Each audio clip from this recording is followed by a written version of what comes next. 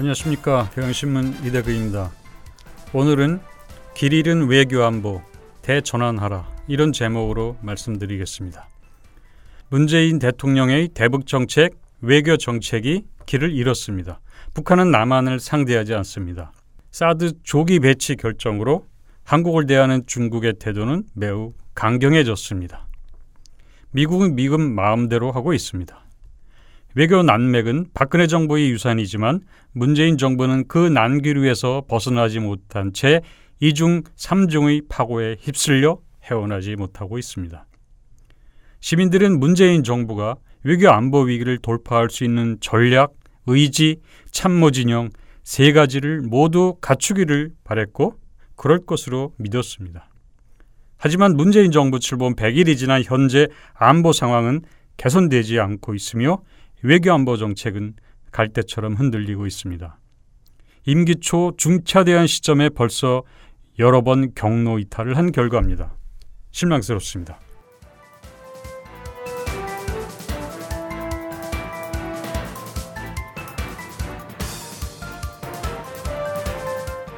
첫 번째 경로 이탈입니다. 준비된 방미에서 조기 방미로 바뀌었습니다. 문재인 대통령은 방미 문제에서부터 외교안보 정책의 첫 단추를 잘못 꿰습니다. 문재인 대통령 후보 캠프에서 외교안보 자문을 했던 김준영 한동대 교수는 최근 민족 화해에 기고한 다시 돌려받은 남북관계 운전석 국익 우선의 실용주의 적극 펼쳐야 라는 글에서 방미를 둘러싼 논쟁을 소개했습니다. 김 교수는 대선 전 참모들 사이에서 조기 방미 대 준비된 방미로 의견이 엇갈렸다고 합니다. 일찌감치 워싱턴에 가서 한미동맹의 굳건함을 과시하자는 조기 방미 의견과 일정이 촉박하고 트럼프의 예측 불가능한 행동을 고려해 좀 더 준비한 뒤 9월 이후 방문하자는 의견이 맞선 것입니다. 그런데 준비된 방미 의견이 3대 7로 우세했음에도 취임 직후 조기 방미로 바뀌었습니다. 조기 방미론의 이유로 거론된 것은 세 가지입니다. 미국과의 협의라는 조건을 붙이기는 했지만 북한을 먼저 방문할 수도 있다는 후보의 발언이 국내외에서 논란을 불러일으켰다는 점, 북핵 문제 해법에 한미 양국이 미묘한 차이를 보이고 있었다는 점, 사드 배치 논란을 해소할 필요성이 있었다는 점입니다. 그럼에도 문재인 대통령 취임 직후 전문가들 사이에서 조기 방미를 우려하는 목소리가 적지 않았습니다. 물론 한국 보수층과 미국 내에서는 조기 방미 주장이 대세였습니다. 한미 동맹에 대한 트럼프의 의구심을 씻어주는 게 시급하다는 게 그 이유였습니다.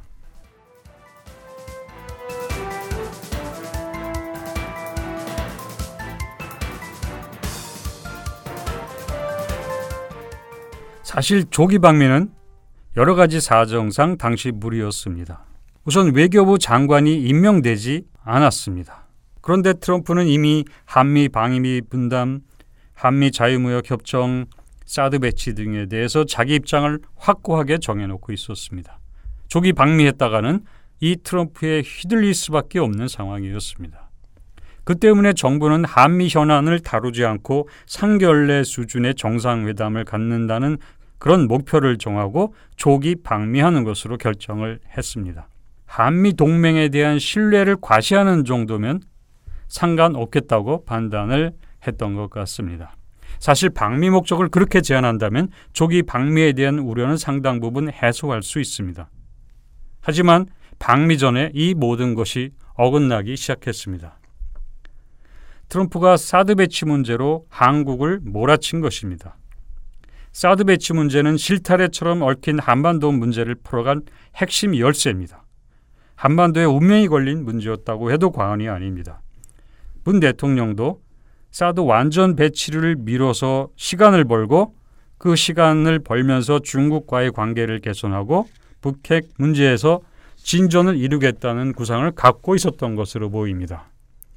이런 전략을 위해서는 최소한 세 가지 조건이 충족되어야 합니다. 첫째, 사드 배치에 관해 전략적 모호성을 유지해야 합니다. 둘째, 사드 문제를 유예함으로써 버는 시간 동안 북핵 상황을 진전시킬 수 있는 북핵 해결 방안을 갖고 있어야 합니다. 셋째, 미국과 중국에 휘둘리지 않고 미국과 중국을 설득하면서 타협으로 이끌어내겠다는 결연한 의지가 있어야 합니다. 특히 트럼프의 압박에 겁먹지 말고 원칙을 내세우며 당당히 중심을 잡아야 합니다. 그러나 한국 정부는 그런 준비를 못했던 것 같습니다. 한국 정부가 사드 배치 지역에 대해 약식 환경영향평가가 아니라 정식으로 일반 환경영향평가를 하기로 한 것까지는 좋았습니다. 그러나 트럼프가 사드를 배치해야 한다고 반발을 하자 문 대통령은 너무 쉽게 사드 배치를 약속해서 결국 일반 환경영향평가 절차를 무의미하게 만들었습니다. 방미하기도 전에 사드 카드를 던져버린 것입니다. 이렇게 사드 배치 약속을 하고서 열린 정상회담은 당초 의도대로 상결례 자리가 아니라 한국이 미국에 공물을 바치는 행사로 전락을 했습니다. 대신 한국이 받아온 것은 한반도 평화 통일 문제에서 한국의 주도적 역할이라는 모호한 수사기였습니다. 이후 한국의 외교안보 현실은 박근혜 정부가 남긴 외교 적폐에서 벗어나지 못하고 어느 경우는 더 악화되기도 했습니다. 조기 방미의 실패가 낳은 부산물이라고 할 수가 있습니다.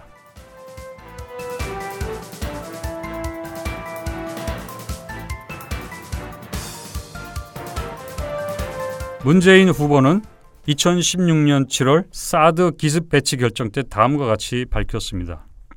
국익을 충분히 고려한 종합적인 북핵 문제 해법을 마련하고 그 틀 속에서 사드 문제를 비롯한 종합적인 위기 관리 방안이 제시되어야 마땅하다.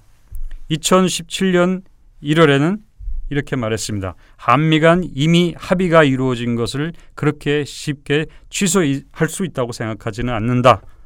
이렇게 말하면서 사드 배치 수용 의사를 밝혔습니다. 문재인 후보는 다만 이 문제를 다음 정부로 넘기면 차기 정부가 국회 비준을 포함한 공론화 과정도 갖고 중국과 러시아를 대외적으로 설득하는 기회를 가질 수 있다고 생각한다고 말했습니다. 2017년 3월 문 후보는 자신의 입장을 정리해서 다시 발표합니다. 순리대로 다음 정부로 넘겨주면 긴밀한 한미 협의, 한중 협의 등 여러 가지 레버리지를 활용해 안보와 우리 국익을 함께 지켜내는 합리적 결정을 충분히 해나갈 수 있을 것이다.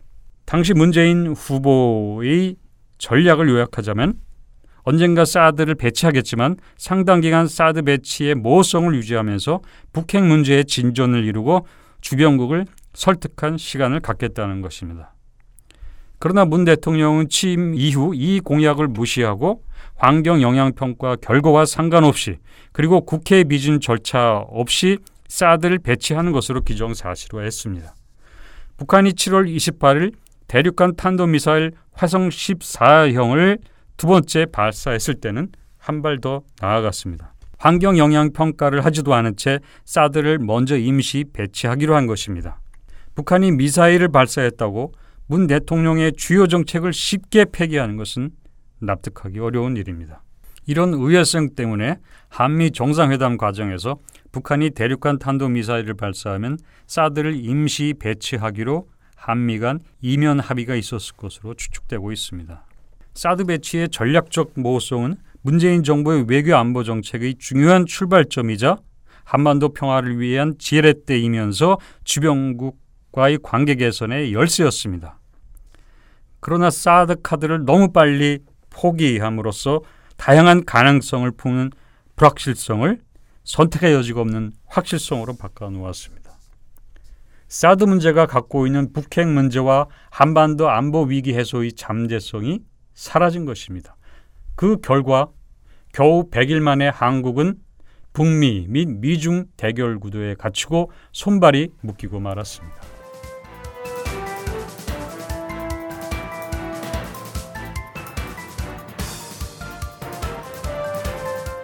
세 번째 경로 이탈입니다. 베를린 구상에서 핵 잠수함으로 바뀌었습니다. 한반도 평화를 위한 베를린 구상은 화려하지만 대결과 긴장의 연속인 한반도 현실에 바로 적용하기는 어려운 여러 가지 내용을 담고 있습니다. 그렇다면 현실에 적용 가능한 세부 실천 전략을 준비해야 합니다. 그렇지 않으면 베를린 구상은 박근혜 정부의 드레스덴 선언처럼 남북 대결 상태에 대한 정부 책임론을 피하려는 알리바이용으로 전락할 수가 있습니다. 그런데 베를린 구상 발표 이후 정부의 대응은 대체로 대북 강경 기조 일변도였습니다. 북한이 호응하지 않고 도발적 태도를 지속하는 것에 대한 반응이기 때문에 어쩔 수 없는 측면이 있기는 하지만 문제는 맞대응 말고는 대책이 없다는 데 있습니다. 실천 계획을 내놓지 않은 채 남북이 강경 발언을 주고받는 현상만을 놓고 보면 박근혜 정부의 남북관계와 다를 바가 없습니다. 남북관계에서 절대 필요한 것은 관계 개선을 위한 계기, 기회, 방법, 여건 조성 같은 소프트웨어입니다. 하지만 정부가 내놓고 있는 것은 북한을 겨냥한 미사일의 탄두 중량 무제한, 핵 잠수함 도입과 같은 하드웨어입니다. 정부 스스로 베를린 구상을 핵 잠수함으로 대체하고 있는 것입니다. 남북관계 개선을 위한 구상이 공허해질 수밖에 없습니다.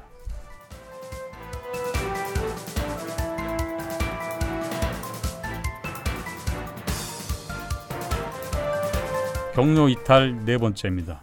남북 관계 개선이 지렛대에서 껍데기로 전락을 했습니다. 현 정세에서 남북 대화를 하면서 북핵 문제를 의제해서 제외하는 것은 합리적이지 않습니다. 북핵이 한반도 안보 문제의 핵심이자 동북아 최대 현안이 된 마당에 북핵 문제를 논의하지 않는 채 한반도 평화 문제에서 주도적 역할을 할 수는 없는 일이기 때문입니다. 한국 나름의 북핵 문제에 대한 구상을 갖고 최소한 북미 사이를 중재하는 역할을 할 수 있어야 합니다. 남북관계 개선은 남북관계에만 국한하는 것이 아니라 국제사회에서 북핵 문제 해결을 주도하는 데 필요한 지렛대로서도 매우 중요합니다. 남북 대화와 북핵의 기계적 분리는 바람직하지 않습니다. 만일 기계적으로 분리해놓고 남북 대화만 하자고 하면 북한도 전혀 이 대화에 흥미를 느끼지 않을 것입니다. 최근 북한의 최대 관심은 미국의 대북 정책 변화 여부일 것입니다. 그런데 한국이 미국 움직일 수 있는 방안도 마련하지 않고 빈손으로 남북 교류만 하자고 하면 더구나 유엔 대북 제재로 인해서 대북 지원을 할 수도 없는 조건에서 북한이 남북 대화와 교류에 관심을 가질 이유가 없습니다. 물론 남북 대화에서 북핵 문제를 제외할 수 있는 경우가 있습니다. 즉 북미 간의 북핵 문제를 두고 대화와 협상이 진행 중이어서 북핵 문제는 북미에 맡겨두고 한국은 남북 대화를 통해 선순환을 촉진하도록 한미 간 역할을 분담하는 경우입니다. 이건 매우 바람직합니다. 그러나 지금 그런 상황이 아닙니다. 북핵 문제 해결의 당사자인 한국이 남북 대화 등 모든 북핵 해결에 주도적으로 나설 수 있는 계기를 찾아야 합니다. 그런데 문재인 대통령은 8월 7일 트럼프와의 통화에서 그런 의지가 없음을 드러냈습니다. 문 대통령은 이렇게 말했습니다. 내가 제안한 남북 대화의 본질은 적시자 회담을 통한 이산가족 상봉이라는 인도적 조치와 남북 간 우발적 충동을 막기 위한 한라인 복원, 남북 군사 당국자 간 회담 두 가지라고 설명을 하면서 북핵과 북한 미사일에 대한 대화 제의는 아니라고 해명을 한 것입니다. 그리고 북핵 해결의 주체도 미국을 중심으로 한 국제사회여야 한다고 미국에 넘겼습니다.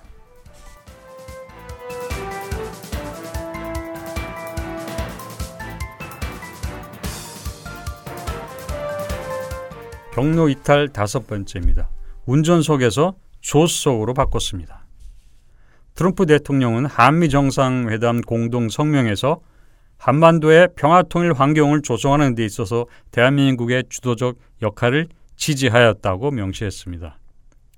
그러나 정상회담 이후 트럼프는 한반도 평화통일 문제에서 전혀 한국의 주도적 역할을 존중하지 않고 있습니다. 정상회담 이후 트럼프는 자신의 입으로 한국의 주도적 역할을 지지한다고 말한 적이 없습니다. 트럼프의 마음속에 정말 북한 문제의 주도권을 한국에 넘겨줄 생각이 있었는지 의문입니다. 트럼프의 언행으로 미뤄 한국의 주도적 역할을 지지한다는 말은 한국이 그런 의견을 내놓더라도 반대하지 않겠다는 소극적인 지지거나 의례적인 표현이라고 볼 수밖에 없습니다. 지금 이 시점에서 평가하자면 주도적 역할이란 그저 남북 대화 시도를 양해해 줄 수 있다는 정도의 의미로 해석이 됩니다. 그동안 한반도 문제에서 주도적 역할을 한 당사자를 꼽으라면 일방적으로 핵무기 사용 가능성을 시사하거나 화용과 분노와 같이 대북 공격 의사를 공공연히 피력한 미국입니다. 왜 약속과 달리 한국이 아니라 미국이 주도적 역할을 하는 역전 현상이 나타난 것일까요? 우선 한국이 주도적 역할을 하려는 의지가 보이지 않았습니다. 문 대통령이 한미정상회담 전후, 즉 한반도 평화와 안보를 위해 매우 중요한 시기 동안 가장 신경을 쓴 것은 문 대통령 자신에 대한 트럼프의 오해를 씻는 일이었던 것 같습니다. 한국 정부는 사드 조기 배치, 대북 압박 강화 등 트럼프의 눈에 거슬리지 않기 위해 상당히 많은 노력을 했습니다. 그렇게 해서라도 트럼프가 문 대통령을 신뢰하게 되었다면 그나마 다행일 것입니다. 그러나 과연 트럼프가 문 대통령을 신뢰하기로 했는지는 의문입니다. 이런 식으로는 결코 운전석에 앉을 수 없습니다. 한국은 지금 목적지로 갈 자동차도 준비하지 못하고 있습니다. 설사 어떻게 해서 미국이 내준 자동차를 탈 수 있었다고 해도 남은 자리는 조석밖에 없습니다. 트럼프의 아령으로 운전석에 앉게 되는 행운이 찾아온다 해도 조석에 앉은 미국의 지침과 요구에 따를 수밖에 없는 상황입니다. 미국이 정한 목표를 향해 미국이 만든 지도를 더듬어가며 가야 합니다. 한국이 어느새 운전석에서 조수석으로 옮기고 주도적 역할은 수동적 역할로 바뀌어 버렸습니다. 주도적 역할은 누구의 허락을 받아야 하는 것이 아닙니다.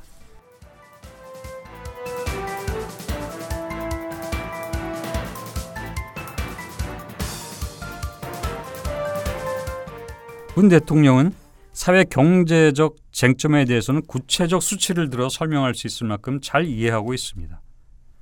그러나 외교 안보 문제에 관한 이해도는 그런 문제에 비해서 상대적으로 높지 않습니다. 대선 토론회 때 그런 특징이 잘 드러났습니다. 한 후보가 북한은 주적인가라는 질문을 했을 때 문 후보는 그 국방부가 할 말이지 대통령이 할 말은 아니다, 이런 취지로 답변을 했습니다. 그런데 그 문제에 관해서는 이미 정답이 있었습니다. 북한이 군사적 위협을 한다는 측면에서는 적이지만 또한 동포이자 대화 및 통일의 상대이기도 하다는 이중성을 지닌 존재라는 것입니다. 그러나 문 후보의 명료하진 않은 답변 때문에 당시 낡아빠진 주적 논란을 불러일으켰습니다. 대선 국면은 대통령이 없을 때이기도 해서 한반도 문제를 둘러싸고 코리아 패신 논의가 한창이었지만 문 후보는 이 용어도 모른다고 답을 했습니다. 이런 상황은 문 대통령 취임 이후에도 별로 달라지지 않은 것 같습니다. 안보 현안은 우선 관심사였을 것이고 그만큼 집중력을 요구했을 것입니다. 하지만 문 대통령이 안보 문제의 중요성과 민감성에 합당한 집중력을 발휘했는지 의문이 드는 대목이 언뜻 비칩니다. 금기어나 다름없는 레드라인 발언을 한 것이 대표적입니다. 문 대통령은 북한이 도발에 일일이 대응해 왔습니다. 신속하게 국가안전보장회의를 열어서 정부가 북한 위협에 대비하고 있음을 시민에게 알린 것은 평가할 만합니다. 그러나 미사일 도발 때마다 핵잠수함 도입을 언급하거나 한미 간 미사일 지침을 개정해서 한국 미사일의 탄두 중량을 무제한으로 늘리겠다면서 눈에는 눈식으로 대응하는 것은 재고해 볼 필요가 있습니다. 북한을 겨냥한 첨단 무기 도입은 북한 도발이 초래하는 막연한 불안을 신속하게 달래고 정부가 무엇인가 하고 있음을 알리는 가시성을 위해서는 효과가 있을 것입니다. 국내 여론 관리 측면에서도 이해할 만합니다. 하지만 그런 대응은 대북 정책에 대한 신뢰성을 떨어뜨리는 부작용이 있습니다. 대북 정책도 사안에 따라 유연성을 발휘할 때가 있지만 그 유연성이 지속성, 일관성 자체를 훼손할 정도가 되어서는 곤란합니다. 특히 핵 잠수함 도입은 한국의 비핵화의 입장과 충돌할 여지가 있습니다.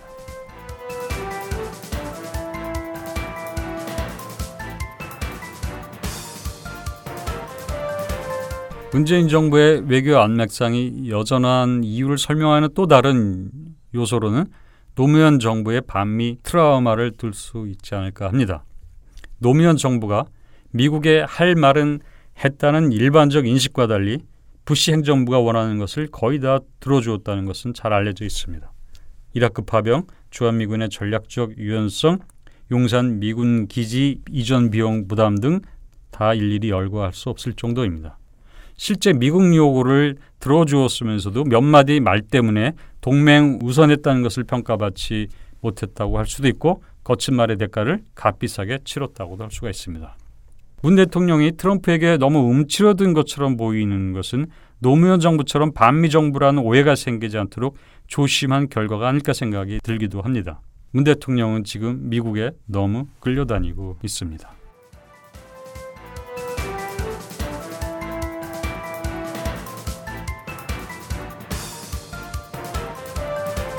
외교 안보 난맥상이 왜 여전한지를 설명하는 다른 요인은 트럼프 달래기를 우선시했기 때문이 아닌가 생각이 됩니다. 문 대통령은 트럼프 의심을 풀어주는 게 먼저라고 판단했던 것 같습니다. 일단 트럼프가 하자는 대로 해주고 나면 다음 차례가 올 것이라고 기대를 했을 것입니다. 그런데 과연 다음 차례가 올까요? 트럼프에게 한번 약점 잡혔는데 다음에는 그 손에서 탈출할 수 있을까요?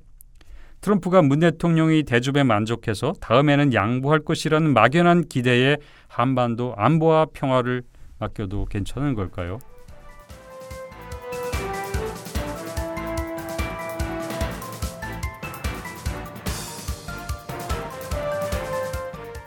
문재인 정부의 외교 안보 난맥상이 여전한 또 다른 요인은 전략의 부재입니다.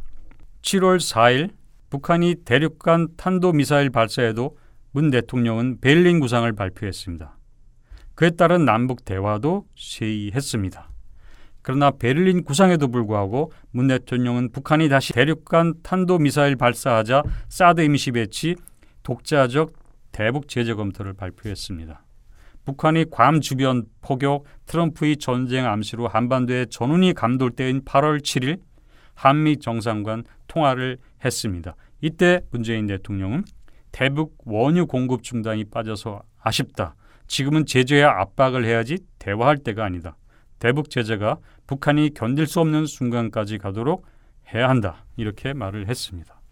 문 대통령은 때로는 대화와 유화적 제스처를, 때로는 북한 미사일 발사에 감정적 대응을 하거나 놀랄 만큼 대북 강경 발언을 하기도 했습니다. 그런 것들이 구체적인 사건과 상황에 맞는 최상의 조치와 언어 구사라고 할 수는 있지만 북핵 문제의 중대성과 복잡성에 합당한 전략적 접근이라고 보기에는 어렵습니다. 그동안 한국 정부는 사드 문제에 화난 트럼프를 달래느라 도발한 김정은에 맞대응하느라 사건과 상황에 끌려다니느라 정신이 없었습니다. 특정 사건과 상황에 매몰되면 대중요법과 임기응변으로 흐리기 마련입니다.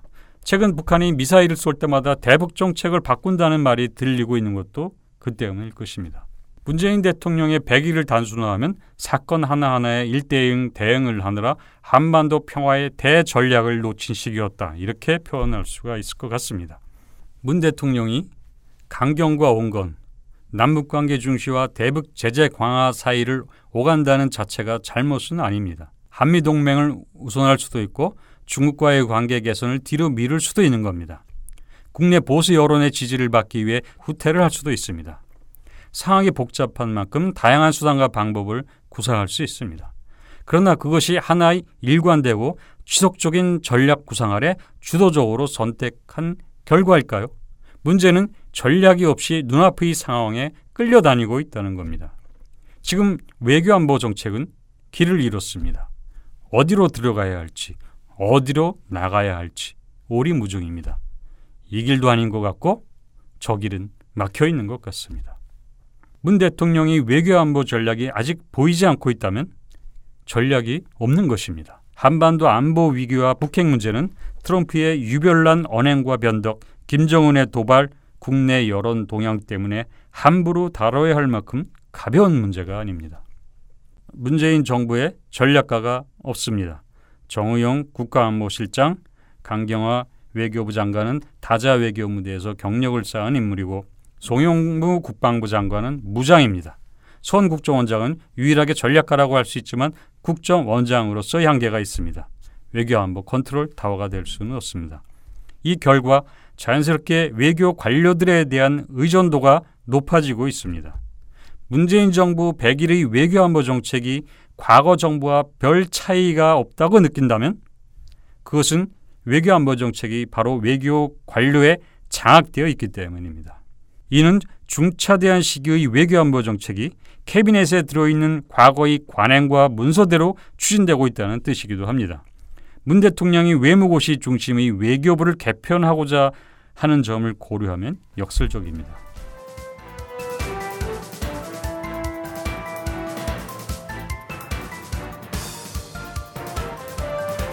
자, 그럼 어떻게 해야 할까요? 첫 번째, 도전적이고 과감해야 합니다. 그동안 외교 관료들이 주도한 관료적인 방식을 탈피해야 합니다. 관료적이라는 것은 과거에 반복해서 실행해 보았던 것, 그래서 위험 부담이 적지만 창의적이지는 않은 것을 말합니다. 일정한 성과를 거두고 나서 다음 단계로 나아가는 단계적 점진론적인 방법론을 말하기도 합니다. 관료적 접근은 안정적이고 정상적이면서 덜 위험한 상황에는 적합합니다. 그러나 우리가 당면한 한반도 안보 위기와 북핵 문제는 전통적 해법과 접근으로는 풀 수 없을 만큼 복잡하게 얽혀 있습니다. 그럼에도 관료 주도의 외교안보 정책을 추구했고 그 결과가 오늘의 현실로 나타난 것입니다. 박근혜 정부 때보다 주변 정세가 더 악화된 상황으로 지금 내몰리고 있습니다. 베를린 구상도 과거 논의 결과를 잘 정리한 것이기는 하지만 문제를 해결하는 데 필요한 실효성, 현실성, 과단성이 없습니다. 베를린 구상을 하나의 원칙으로 두되 그걸 실천하기 위한 세부 전략을 세워야 합니다. 지금은 돌파를 해야 할 때입니다.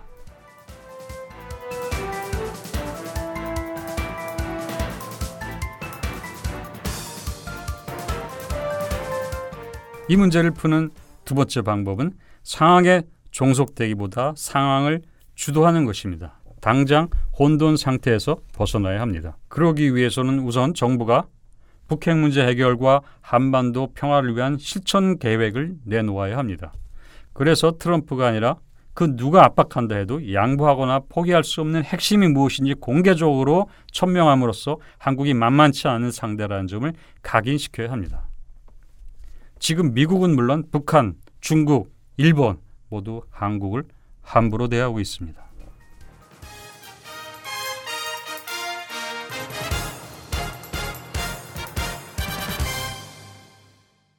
지금 외교안보 난맥을 탈출하는 세 번째 방법은 당장 외교안보 참모를 바꾸는 것입니다.